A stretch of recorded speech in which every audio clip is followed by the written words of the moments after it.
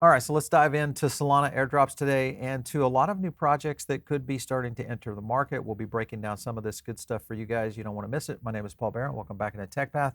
Before we get started, I want to thank our sponsor, and that is Tangem. Make sure and check out Tangem. It is one of the best self-custody wallets that you can get to. If you go over to their website, a couple of things you'll note here other than being able to get it. Tangem is redefining the wallet experience by delivering top-level security, simplicity, accessibility, and of course, it's one of, I think, the slickest apps that they have out there in terms of self-custody wallets. So make sure and check it out. All you have to do is hit the Get Tangem button up there at the top. You can choose from a couple of options. One, of course, is the 3-card set. That's the route I would take. It gives you some backups to use, and it's a great way to start your self-custody wallet journey. And maybe you're holding tokens over on your exchanges right now. Don't do that. Get into self-custody. All you have to do, click the link down below. You'll get an additional discount by just using our link. So let's get into a couple of things here. And I want to jump on to a video clip here that's talking about a project that is called Pyth. That's Pyth Network. And we'll get into what it is and what it means for Solana, but also the broader sense of many new projects coming onto the scene. Take a listen. And data, like the price of Bitcoin, price of Tesla shares, weather, sports score, etc., all needs to be brought onto that state somehow. And this is where oracles come in. The idea behind Pyth was to create a data economy where publishers are incentivized to publish directly onto blockchains and cut out middlemen. Can we amass enough publishers into the network to overcome the cold start? Every month, 3 new publishers join the Pyth network, including pretty much every large trading firm, almost without exception. All right, so Pyth, correction. One thing right here from their Twitter account, Pyth Network, it's true.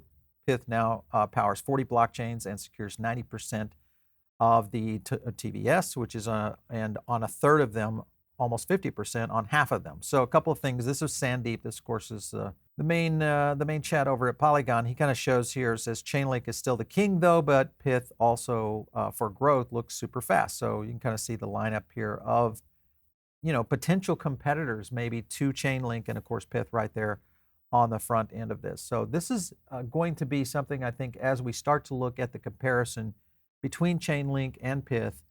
Let's break it down a little bit further. I want to go to another clip that kind of showcases the scenarios between the two. Listen in. So let's go on to number 2. Can Pyth stand out in a competitive oracle market? Pyth first launched on Solana mainnet in September of 2021. There were other oracles live at the time, and there were even more oracles coming, including Chainlink. Within 7 months, Pyth had a 90% market share from the total value secured on Solana. There was 50 applications using Pyth as an oracle on Solana. Several months later, Chainlink launched and never got above 5%. All right, so one thing he's saying there, I think, is to pay special note to, and that is the fact that we've already seen massive growth within the Solana ecosystem is only going to add to their success. So I would agree with him. They also talk about cross-chain growth in another clip. I want to play that one for you guys as well. With this goal in mind, in 2022, the Pyth network underwent a major upgrade. SVM was launched to bring Pyth prices cross-chain. This year alone, 3 new applications have integrated Pyth each week. I'll restate that for emphasis. 3 new applications integrated Pyth every single week in 2023. Pyth is now available on 35 different blockchains. 3 new blockchains every month have been added. And on about a third of those blockchains, Pyth has a market share of over 90%. It has attracted the largest group of traders and exchanges ever to provide the fastest, most robust set of data ever imagined.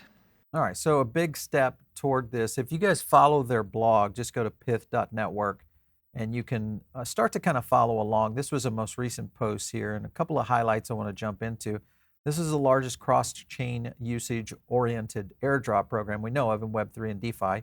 Over 90,000 wallets will be eligible to receive Pyth tokens based on their on-chain activity across 27 blockchains, over 200 decentralized applications. It's likely that if you've been using a Phantom wallet for a period of time and you've done any kind of swaps or anything within Phantom itself, it's likely that you could be eligible for an airdrop. So go check it out. And I'll explain a little bit more about that. Further in their blog, it kind of goes down into some of the eligibility. It's talking about, your on-chain activity.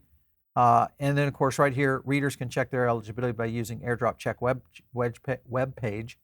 Make sure and go to the right web page. So when you actually visit the Pyth.network site, you'll be able to navigate to this. But also check it out. So just be careful when you're navigating, because there's obviously with this being moving and with airdrops happening as we speak, there's a lot of scams out there. So just be aware of it. But anyway, if you are a Phantom user, make sure and check it out because it might be something that would be good for you guys. Let's go to another clip here. And this is talking about the Pyth airdrop. Listen in. So Pyth is already pretty decentralized, but in order to reach the next level of scale, it needs greater community involvement. So today, we're announcing the Pyth retrospective airdrop. There are 75,000 unique wallets that will be eligible on 35 blockchains. This is the largest cross-chain usage airdrop we know of. Community is going to have to establish the governance.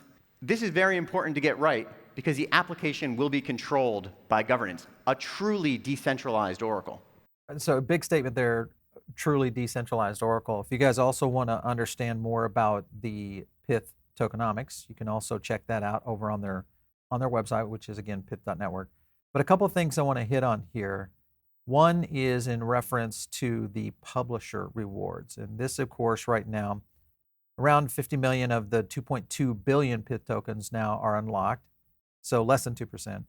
You can kind of see the vesting here of it. We're in this kind of really early stage right here. So this is what he's talking about in terms of getting a community engaged. So that's one part of it. Further into that, the ecosystem, this is pretty much 13% of it's going to get unlocked. These will happen around the ecosystem growth. And these are pretty typical in terms of the processes in which these tokens are unlocked. And then further on down, protocol development, around 15% of that will be unlocked. That'll be about 1 billion Pyth tokens unlocked. This is showing the vesting schedule throughout. And then here's the community launch, 6% there, around 600 million. One thing though is that you don't have to necessarily worry about this for 6 months or so, because that's the stair step that they're basically doing here in terms of these unlocks. So just so you guys know, private sales, protocol development, ecosystem growth. And if you are following, check the tokenomics on all these things. But again, you may be a person of benefit if you are active within the DeFi ecosystem. So something to be thinking about. Over on Twitter, let's go and look and kind of see Jupiter Exchange talking about the Pyth is now available for trading across Jupiter right here on Swap. And if you're not aware of Jupiter, basically this is the swap aggregator for what's happening on Phantom. Remember though that due to initial low liquidity, your swaps may experience high price impact. Your orders may not be filled. That's something that we did see. We were testing this out here in studio. We were seeing a little bit of that activity. Some people were able to achieve it, some people were not. Also, we were airdropped as well, so we did see a significant airdrop within one of the Phantom wallets that we use. So one thing to be aware of when you guys are out there doing this. All right, so talking about Jupiter, this is another airdrop that could be occurring as well. I want to jump into a clip that goes a little bit further into Jupiter itself. Listen in. But last year, Breakpoint, everything was melting down, right? Everyone was asking us, hey, are you guys leading, right? And then, you know what? Obviously, we didn't. And we said, fuck it, right? We doubled down, right? And woo! We committed to building the best possible decentralized trading system on Solana, right? I think most people agree that we are the best aggregator in crypto. And on top of the aggregation, we built several really great swap products, right? Swap, limit order, and DCA. And we're also the liquidity infrastructure for Solana. We process about 35 billion of volume, about 100 million in transactions so far. We're also the most integrated platform. So most wallets, DeFi applications, and systems, or websites, or games even, use Jupiter one way or the other. This morning, we also announced that we are going to support native USDC on Solana. Basically, when CCTV launches, we're going to allow users to directly bridge into Solana, right, natively on Jupiter itself.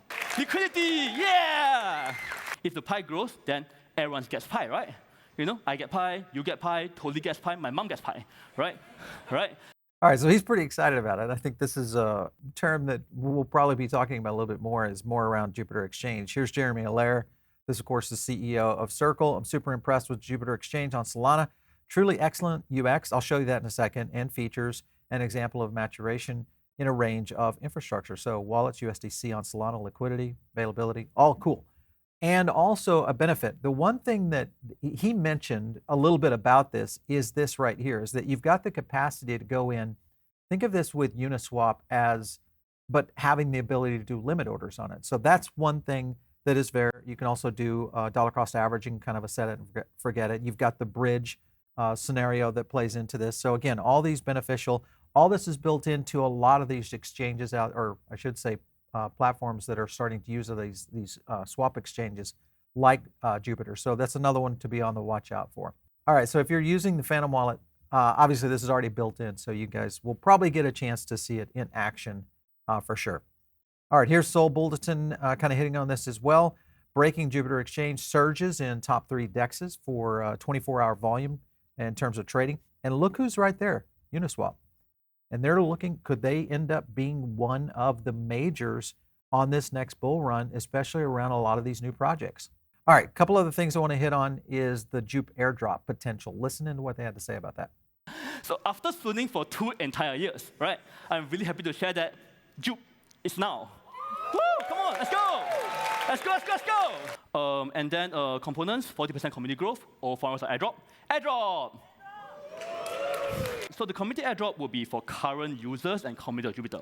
It will be probably crypto's largest organic airdrop with 950K users who actually used it before, right? It'll be extremely focused on users, right, who actually have been consistent throughout these very difficult 2 years, right? All right, so if you've been out there drudging through this bear market and you've been a believer in Solana or you know, DeFi in general, it's likely that you're going to be able to benefit from some of these airdrops going, because they're kind of going after the OGs here, obviously to stimulate community growth and also just, I think, really kind of kickstart the markets as a whole.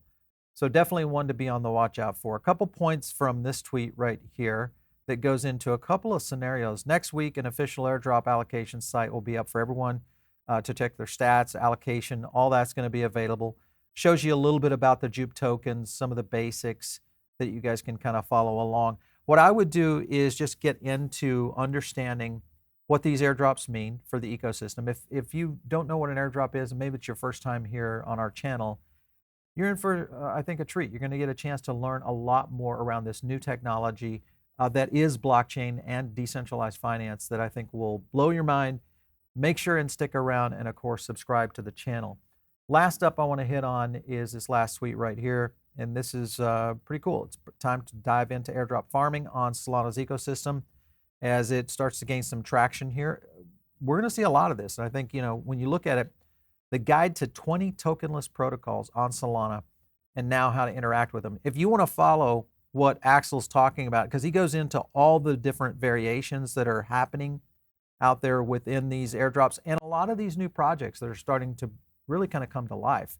Point is if you've been grinding for the last 2 years, like us, you probably, maybe, hopefully you're a 2-year watcher of our channel, then you're going to start to see these things and also wake up to a new ecosystem, which is this next run, this next bull run, that we may be right here at the beginning of it all over. So it's a very good time to be in crypto and one to be watching very closely. Obviously, the Solana ecosystem, I think, will be one of the big ones to keep an eye on. All right, if you guys are not in the Diamond Circle, make sure and get in right now. It's one of the best places to get additional content. We have a Web3 and gaming podcast over there with Kyle. He does a great job. You can get that podcast over there. You can get another podcast that I do on analysis and also macro, and more importantly, how the markets may really start to cycle into this next bull run. So make sure and check that one out. All you have to do is click the link down below. And of course, if you want to catch me out there on X, it's @PaulVaron. We'll catch you next time right here on TechPath.